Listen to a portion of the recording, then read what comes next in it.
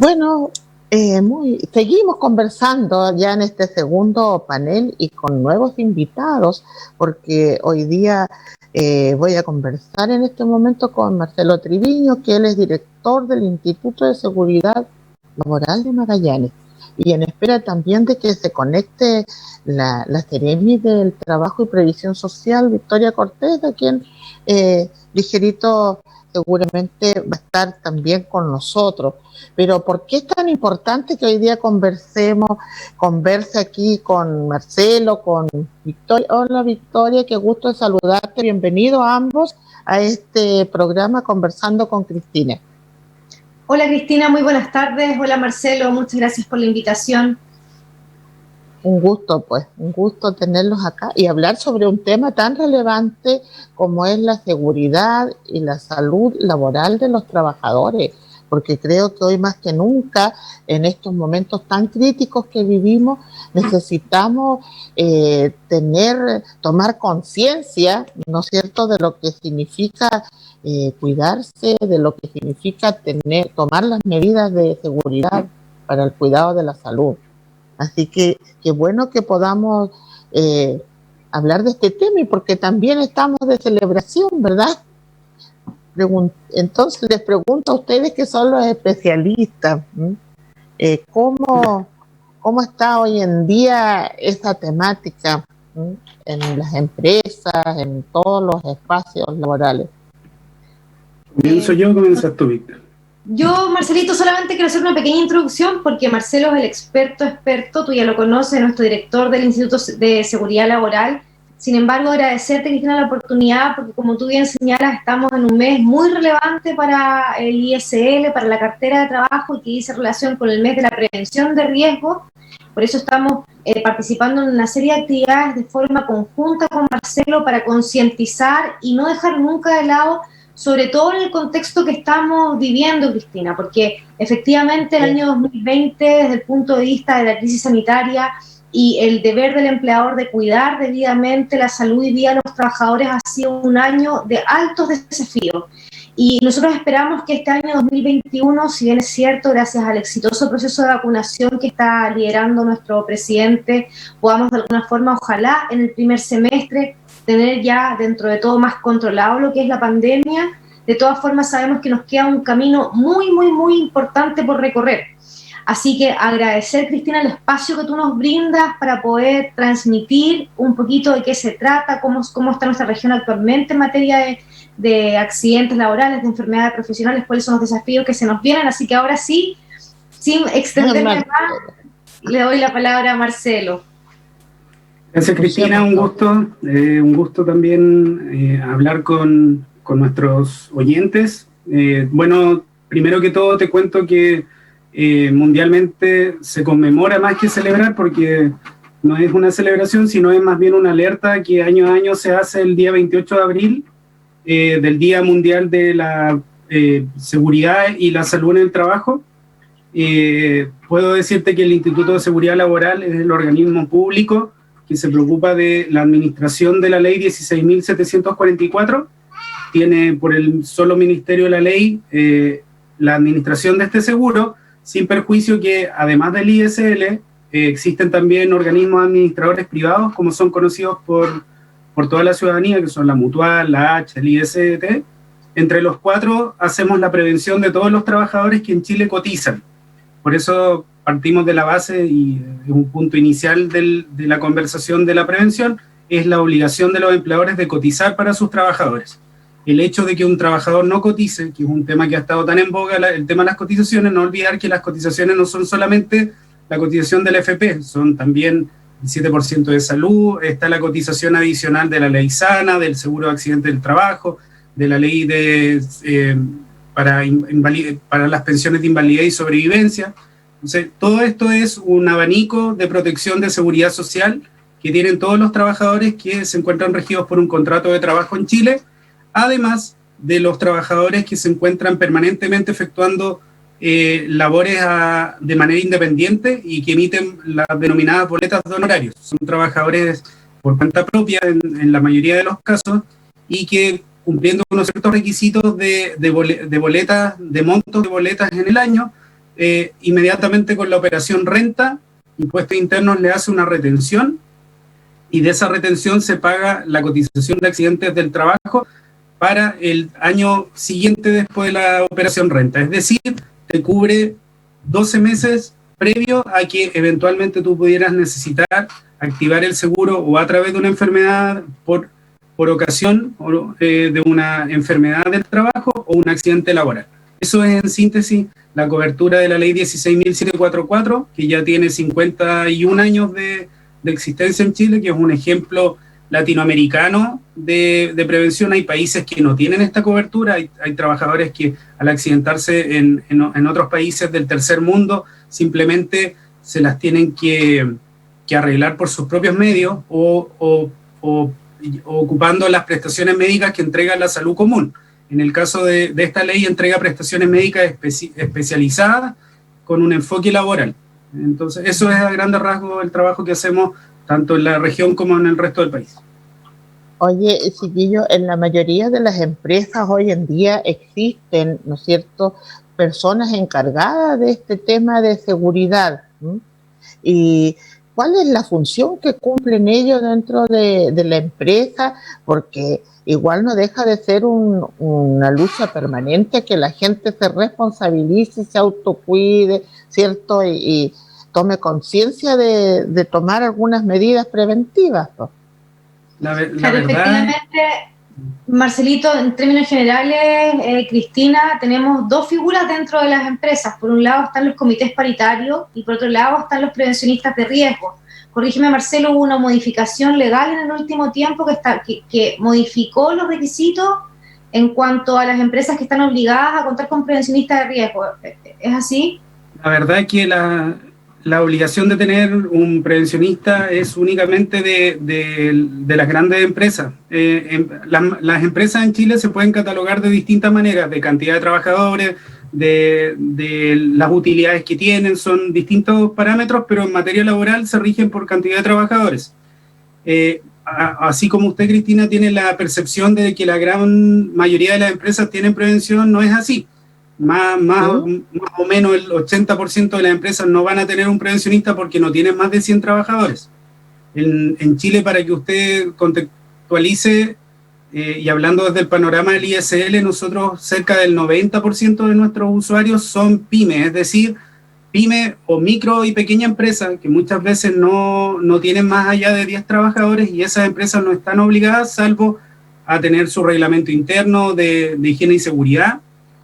Sin perjuicio de ello, no deja de ser relevante mencionar que hay muchas empresas que sin tener esa cantidad de trabajadores que exige la ley para tener un porque la ley habla de un departamento de prevención de riesgo, no tener un prevencionista contratado. El departamento puede ser un prevencionista de riesgo, puede ser un técnico además de un prevencionista de riesgo, o pueden ser varios prevencionistas de riesgo dependiendo cuánto volumen de horas, hombre, digamos, de prevención está dispuesto a un empleador a invertir, porque esto no es un gasto, es una inversión. Cada vez que usted mete horas de prevención dentro de su faena, los accidentes disminuyen. Y si el prevencionista está a tiempo completo durante la faena que efectúan los otros trabajadores que no son el prevencionista, también disminuye drásticamente que se ocasionen accidentes o enfermedades del trabajo.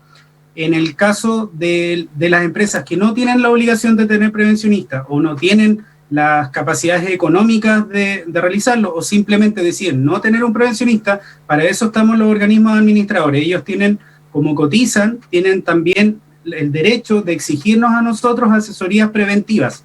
Y en ese caso, lo que hacemos nosotros es recibir esos requerimientos y concurrimos a los establecimientos donde las empresas hacen sus trabajos y brindamos asesoría. Esas asesorías pueden ser esporádicas por algo puntual, como por ejemplo, cuando se ocasiona un accidente grave o fatal en un lugar, nosotros vamos a concurrir sí o sí, si esa empresa es usuaria del ISL.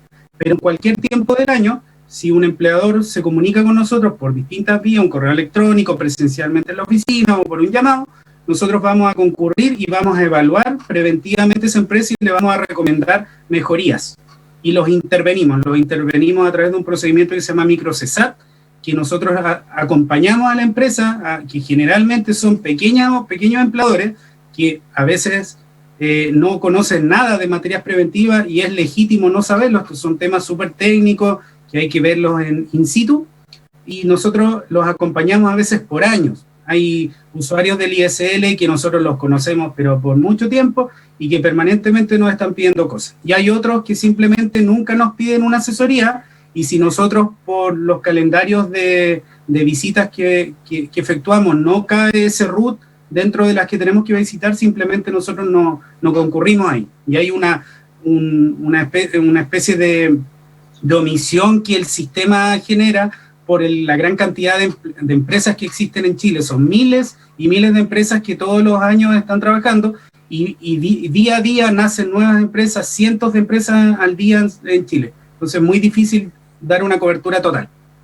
Oye, pero mira, yo tengo muy claro de que esto es prevenir accidentes, pero también me preocupa mucho el tema de cómo también cuidar la salud, cuidar la salud, porque en este momento, ¿no es cierto?, a lo mejor una persona o una empresa que tiene una persona dedicada a la prevención y a la seguridad va a estar preocupada de las cosas macro. ¿A qué me refiero con esto? De que si alguien se accidentó, el mal uso de una maquinaria, o de cosas así como más generales, más visuales a lo mejor, pero ¿qué pasa con situaciones así que son más pequeñas, como la postura al sentarse, como la respiración, como una buena coordinación, una postura al escribir en computación, que también daña la salud?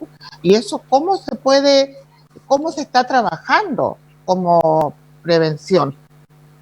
Lo que tú planteas, Cristina, disculpa Marcelo un segundo, es súper importante, y también en el contexto de esta pandemia, porque nos ha obligado a adecuar las funciones de muchísimos trabajadores, por ejemplo, al teletrabajo, a compatibilizar, en el caso de las mujeres, en muchísimos casos, el teletrabajo con la crianza de los niños, con la vida familiar, lo que además genera no solamente una mayor presión desde el punto de vista físico, ergonómico, sino que también desde el punto de vista psicológico.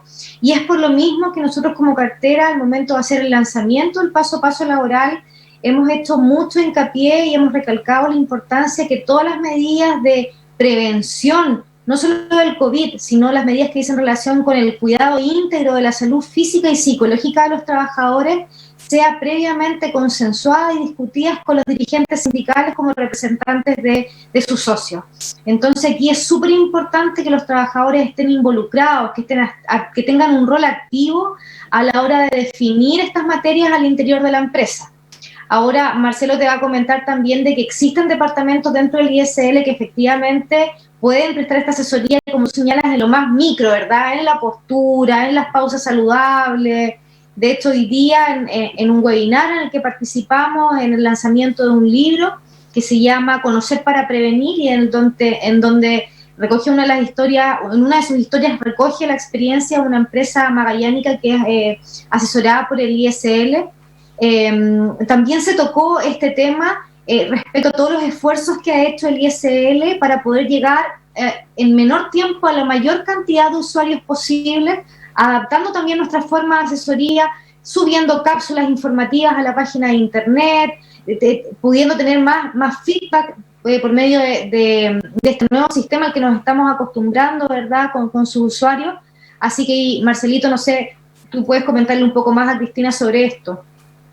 Sí, bueno, todo, como te mencioné al principio, la cobertura del seguro de accidentes y enfermedades profesionales. Dentro de las enfermedades profesionales más repetidas son precisamente los problemas que ocasionan las malas posturas, el trabajo repetitivo, y hay un protocolo del Ministerio de Salud que regula todo eso en Chile respecto a la asesoría que tienen que recibir las empresas de parte de los organismos administradores, entre ellos el ISL, y se llama el protocolo TEMER, un protocolo que busca hacerse cargo de los trastornos musculoesqueléticos de las extremidades superiores del cuerpo, que son precisamente las que más daño sufren con los trabajos repetitivos. El trabajo repetitivo, por defecto clásico que podrías mencionar, es el trabajo que se realizan en las pesqueras, donde se desconchan, por ejemplo, moluscos, donde se cercenan los salmones. Es un trabajo que todo el día es prácticamente el mismo trabajo. Entonces,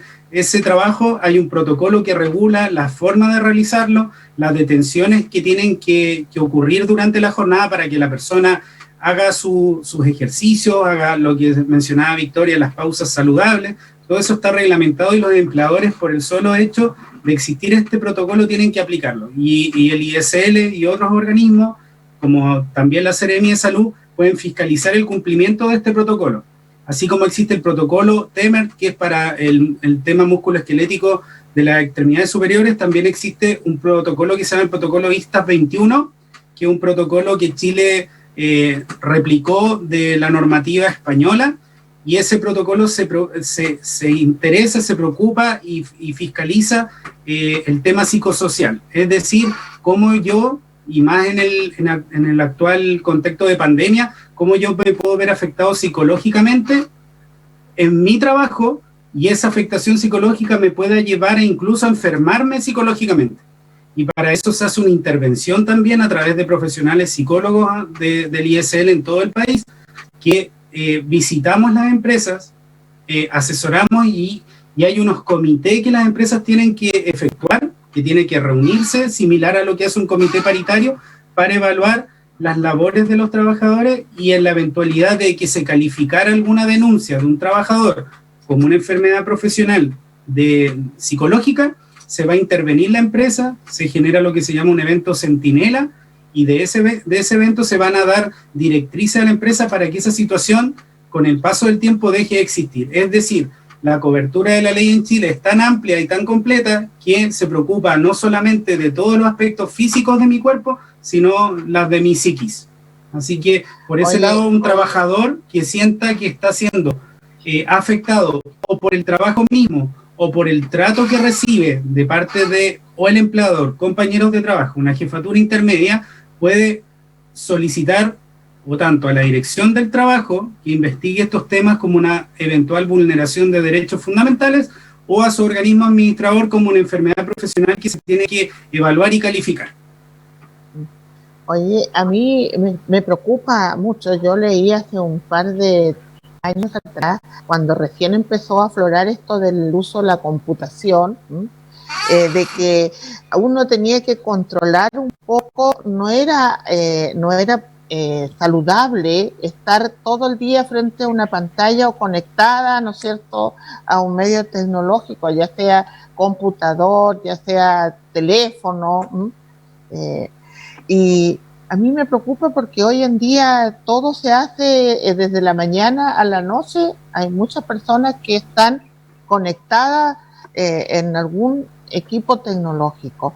¿Y cuáles han sido los protocolos que se han tomado preventivos para evitar que esto vaya a hacer algún daño a la salud, ya sea, no sé, pienso que a lo mejor al tema un poco a todo lo que tiene que ver con los sentidos u otros temas? Yo no soy especialista en eso, pero ¿qué protocolos se están tomando para evitar alguna enfermedad o algo que afecte este excesivo uso de la tecnología? ¿Yo? Ya, Cristina, en el caso de lo que tú mencionas, ocurre situaciones que son muy parecidas en la parte informática de nuestro trabajo, que en mi caso también me afecta. Me toca estar varias horas del día frente a un computador o utilizando el teléfono. Hay una afectación, y esa afectación se tiene que manejar. No podemos despegarnos del computador, seguramente muchos trabajadores que nos puedan estar escuchando, pero yo sí tengo que hacer pausas durante mi jornada de trabajo, que me signifiquen pararme de mi puesto de trabajo, elongar mis manos, ¿cierto? Descansar mis ojos, desconectarme por un rato. Sabemos que en los tiempos que corren cada vez eso es más difícil, y el empleador tiene que entregar todas las condiciones para que el trabajador esté lo más cómodo posible y lo más cuidado dentro de lo que se pueda del uso de las pantallas. Las pantallas en sí nos están atacando permanentemente nuestros ojos. En el caso mío, por ejemplo, estoy con unos lentes que no tienen filtro azul, pero tengo otros que sí, con los que sí trabajo, que buscan evitar el daño permanente a la vista, que ocurre. El tema cervical también. Yo al estar en esta posición hablando contigo, probablemente no estoy en una posición muy natural y debo tomar y aprender medidas preventivas que son de todos los días. La verdad es que no todos las hacemos, me incluyo, muchas veces me paro y me doy cuenta de que estaba con la cabeza muy gacha y me duele el cuello y el otro día me repercute porque al acostarme me duele. Todo eso son tareas que la prevención involucra un aprendimiento permanente.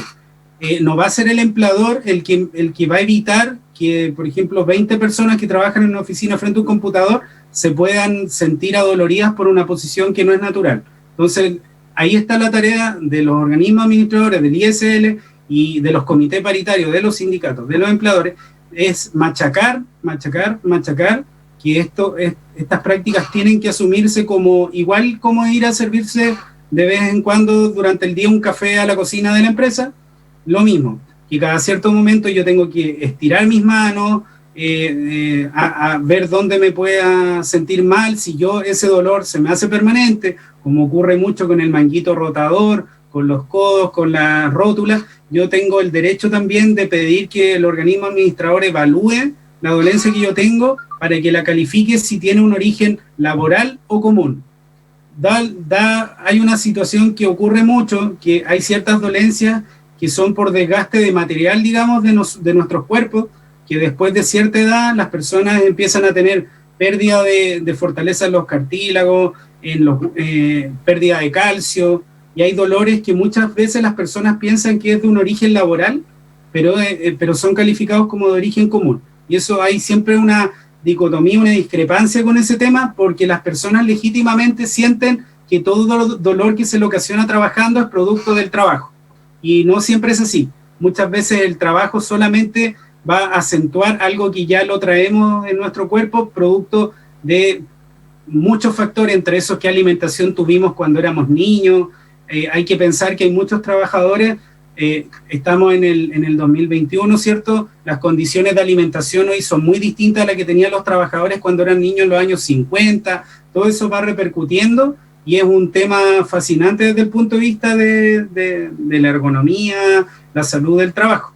Pero sí, los computadores, y Victoria te puede contar más detalles de la ley del teletrabajo, se hacen cargo de esto, de las obligaciones que tiene el empleador de entregar los equipamientos para que yo haga, por ejemplo, un teletrabajo como corresponde y conforme a la ley. Mira, es como importante lo que tú dices, Marcelo, porque nuestros auditores, nuestros televidentes tienen que asumir de que todo tiene que tener, ¿no es cierto?, una mesura, todo tiene que ser equilibrado y tenemos nosotros que solitos irnos cuidando de no caer en estas enfermedades que no son menores igual. ¿Mm? Victoria, ¿tú qué nos puedes agregar?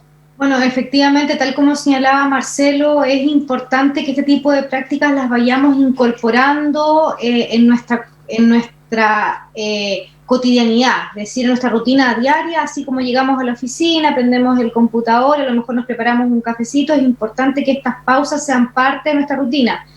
Tal como decía Marcelo, un número importante de las consultas que reciben los organismos administradores de la ley 6.744 dice relación con estas dolencias, que muchas veces el trabajador identifica inmediatamente con una tarea repetitiva de dolencia musculoesquelética, y sin embargo, muchas veces, como dice Marcelo, cuando ya nosotros alcanzamos cierta edad, se empieza a producir un desgaste natural.